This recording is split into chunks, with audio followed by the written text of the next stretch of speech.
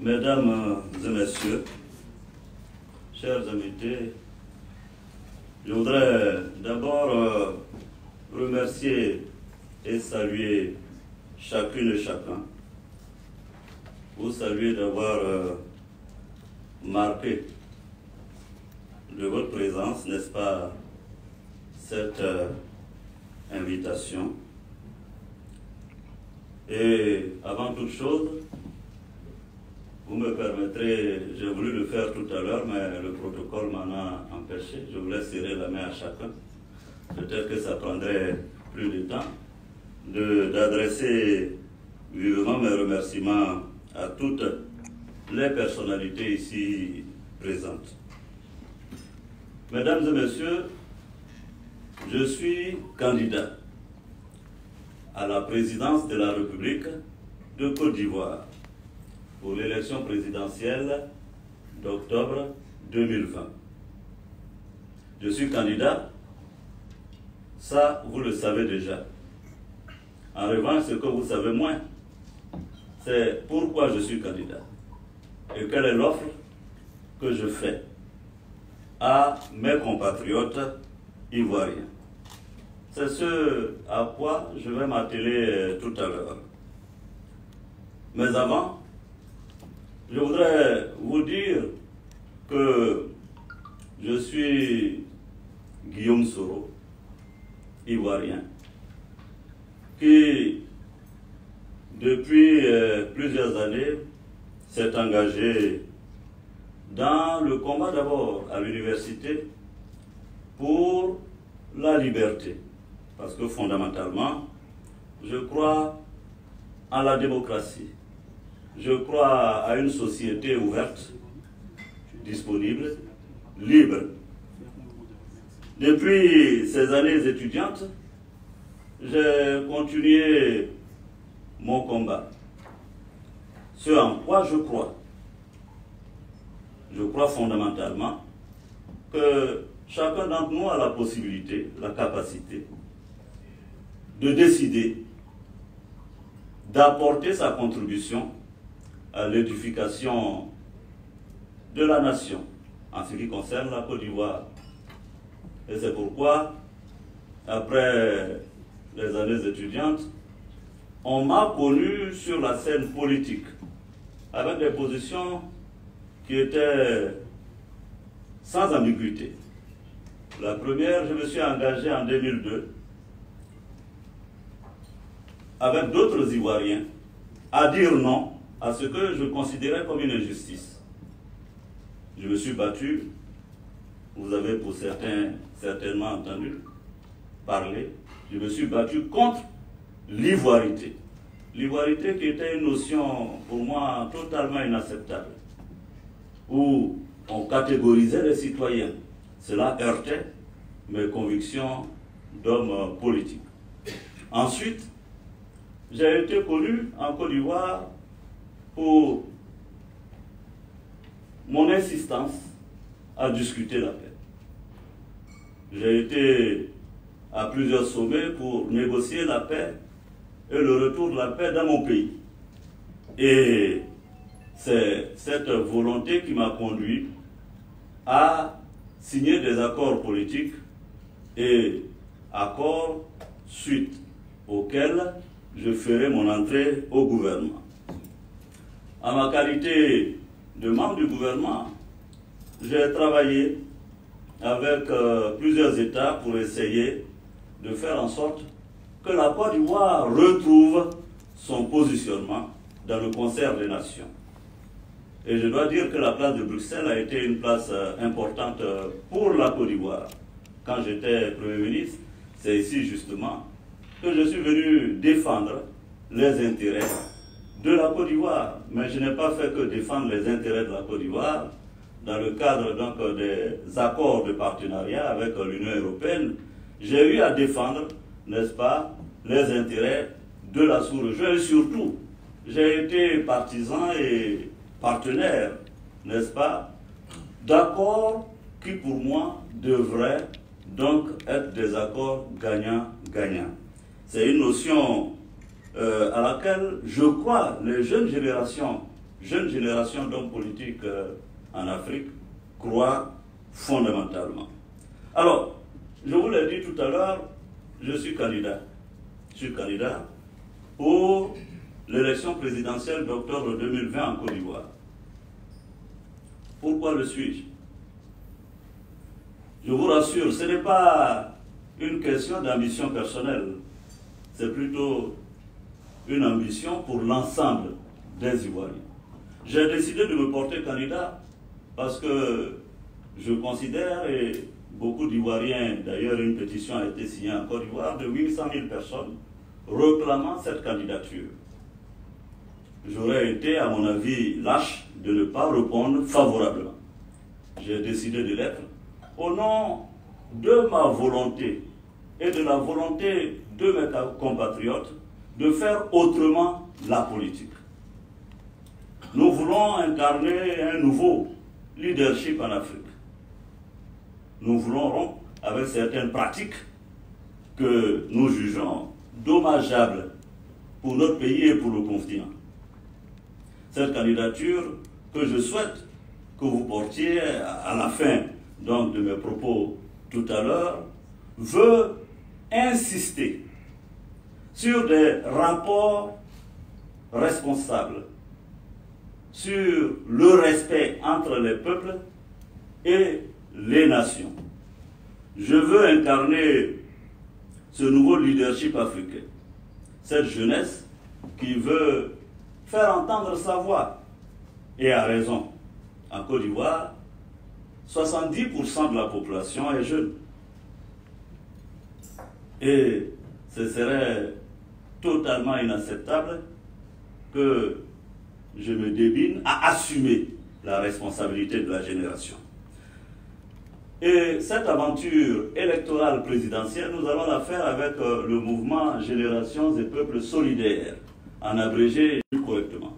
Et en Côte d'Ivoire, justement, nous voulons qu'avec le GPS, la Côte d'Ivoire et l'Afrique, partant, initient, engagent, imposent cette nouvelle façon de faire la politique.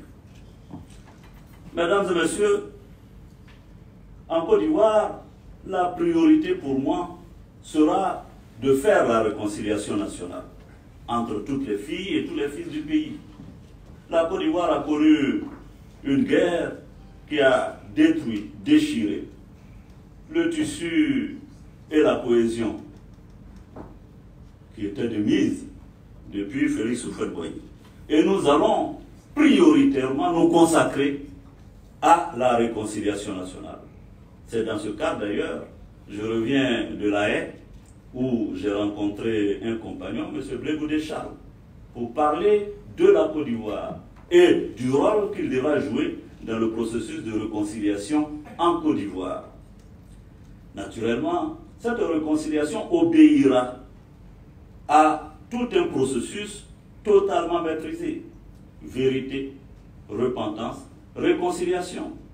Un pays comme l'Afrique du Sud a, avec succès, essayé cette méthode.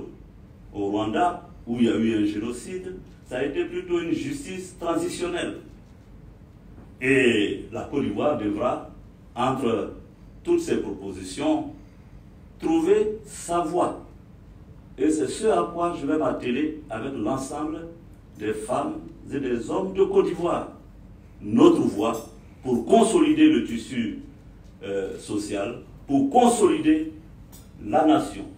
Et le GPS, justement, Générations et Peuples Solidaires, contribuera fortement à la construction de la nécessaire nation en Côte d'Ivoire. Ensuite, mesdames et messieurs, l'un des axes prioritaires de mon action, si demain j'étais élu, et j'ai foi que je le serai, président de la Côte d'Ivoire, sera d'apporter la paix et la sécurité à tous. Sécurité physique, des biens et des personnes, mais aussi et surtout la sécurité psychologique. Il y a des hommes d'affaires qui sont là. Je sais bien que l'une de leurs préoccupations, c'est la question de la sécurité. pour faire des affaires, pour qu'elles prospèrent, il faut la paix et la sécurité. Et nous allons consacrer notre énergie à ramener l'état de droit et la sécurité en Côte d'Ivoire. D'ailleurs, j'évoquais tout à l'heure avec une journaliste la question du djihadisme dans la sous-région ouest-africaine. Et nous allons, avec la politique et avec la réforme de nos forces de défense et de sécurité, protéger les Ivoiriens contre le terrorisme. Et nous en avons les capacités. Ensuite, il s'agira pour nous, au-delà des autres axes, notamment la question de l'éducation, parce que pour nous, notre programme, ce sera éducation, éducation et éducation. Parce qu'un pays ne peut se développer durablement, sans temps, si elle assure le bord de la route des déchets, des personnes qui n'ont pas eu accès légal, possibilité, opportunité d'avoir accès à l'éducation. Aujourd'hui, l'Europe est confrontée à ce qu'on a appelé l'immigration, forte immigration. Le vrai problème, c'est que si nous, Africains, je dis bien nous, Africains, nous avions réussi, par des politiques dynamiques, économiques, à créer un environnement agréable, paisible, enviable, de vie chez nous, notre jeunesse ne serait pas en train de mourir dans la mer. Vous savez, pour que quelqu'un accepte de prendre autant de risques et de finir avec seule finalité d'être dévoré par des requins, il faut que le désespoir ait été grand. Et c'est pourquoi nous allons travailler à redonner l'espérance et l'espoir à la jeunesse africaine et notamment en Côte d'Ivoire. Il s'agira pour nous, par des politiques hardies, notamment pour un pays comme la Côte d'Ivoire qui est un pays agricole, de développer la possibilité de créer des emplois, de créer un environnement, un contexte favorable, n'est-ce pas, à une vie en Afrique. Et ce sera un axe aussi prioritaire de notre programme. Mesdames et messieurs, je ne serai pas plus long. J'imagine que parmi vous, certains diront, Monsieur Soro, vous savez, ce sont des propos d'un candidat qui veut, n'est-ce pas, requérir le suffrage des citoyens. Et généralement en Afrique, vous savez, avec la démocratie que nous connaissons, c'est que quelquefois, ce sont les opportunistes, les grands menteurs, qui ont malheureusement la faveur de l'électorat, parce qu'ils vous promettent monts et merveilles. Je ne suis pas là pour faire un catalogue de promesses. Je suis là pour m'engager avec tous les Ivoiriens dans la construction de notre nation. Nation sur laquelle il faudra, bien entendu, asseoir l'état de droit, la démocratie et un environnement des affaires propice. Nous voulons une relation avec le monde. Et si je suis à Bruxelles, c'est parce que Bruxelles est une place importante. Oui, mesdames et messieurs, c'est une capitale importante pour être entendue. Et je suis là, je vous ai décrit une situation et des défis que nous allons relever. Mais je dois vous l'expliquer entièrement. En réalité, en Afrique, généralement, quand vous êtes candidat, en réalité, vous êtes candidat pour 2 élections. Et le candidat que je suis candidat pour 2 élections. La première élection, c'est d'abord d'obtenir la restauration de la souveraineté du peuple. Qu'est-ce que je veux dire? Très souvent, vous allez à des élections et la souveraineté du peuple est bafouée, est détournée. Parce qu'on met en place un mécanisme électoral frauduleux. La tricherie. Et vous savez très bien que généralement en Afrique, les guerres partent des élections mal organisées. Chaque année, du moins chaque 5 ans, à la fin d'un mandat, nos pays sont fragilisés par la pression électorale. Et la Côte d'Ivoire, mon pays, qui a connu une crise post-électorale en 2010, qui a occasionné plus de 3000 morts, aujourd'hui inquiète, j'imagine, les Ivoiriens et les hommes d'affaires à l'approche de l'élection d'octobre 2020. Pourquoi? Simplement parce que la commission électorale indépendante qui est à l'heure actuelle mise en place en Côte d'Ivoire donne du tournis à tout le monde. C'est une commission électorale loin d'être indépendante. Elle est monocolore. Le président Alassane Ouattara a choisi de nommer ses amis, les membres de son parti, à la commission électorale indépendante. Vous imaginez difficilement qu'une telle élection, qu'une telle commission électorale, aux ordres de M. Ouattara, puisse proclamer quelqu'un d'autre vainqueur de l'élection. C'est pourquoi je suis là pour dire que j'ai 2 élections à gagner. La première, c'est de gagner le fait, et c'est un droit inaliénable, indéniable aussi, du peuple de Côte d'Ivoire, de souhaiter avoir accès à des élections démocratiques qui permettent que le citoyen sente sa souveraineté restaurée.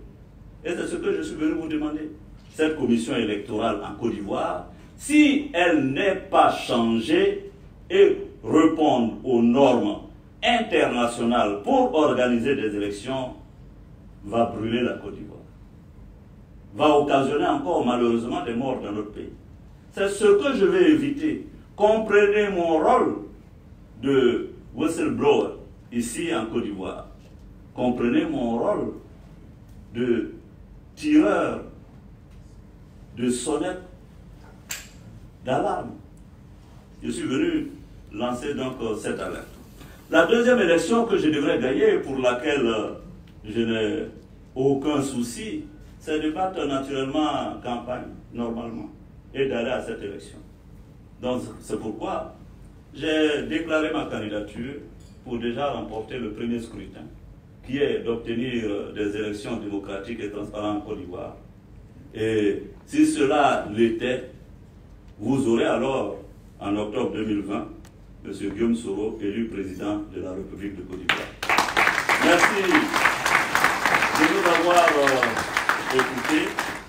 Merci d'être venu et je me tiens naturellement à votre disposition pour noter éventuellement les propositions, observations que vous ferez. Et enfin, je me soumettrai volontiers aux questions que vous voudrez bien me poser au nom de Générations et Peuples Solidaires. Merci.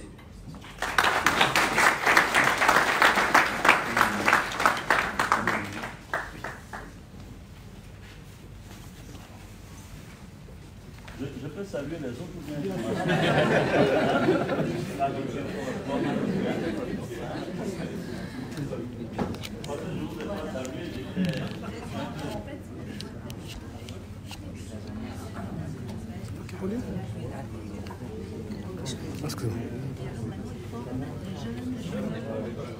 Voilà, ici mais aussi à l'étranger. Ah, très bien.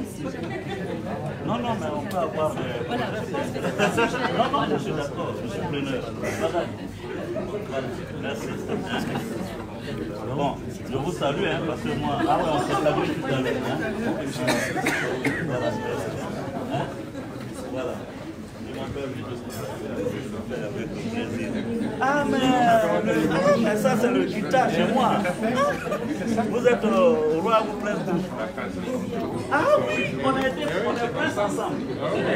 On va faire une photo comme ça pendant les 1 mois, il sera suivant ma vie. Lui et moi, on est princes de la même principauté. C'est ça. Ah, oui, du sang. Ah, mais je suis content. Mais oui, moi aussi, ça fait plaisir de vous voir. J'ai suivi toutes vos pérégrinations chez nous dans le Saint-Louis, avec le roi, le Boisseau, les Takésiabo. Tout à fait. Ah, c'est bien ça. Un grand merci. Madame, je vous le salue, mais je vous le salue.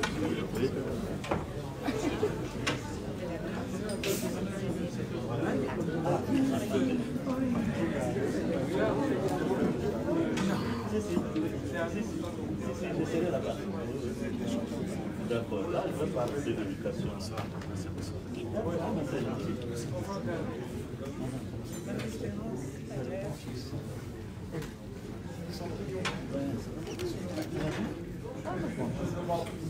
gentil, c'est gentil. Tu as pris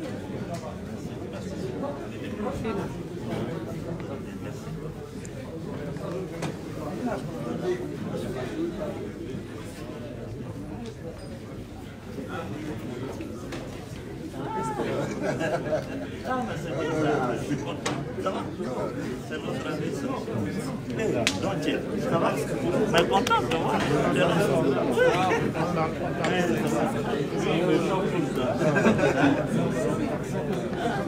Ça va? Ok, ça me donne des idées. Ça va, il m'a dit, on va changer. Je viens par amitié.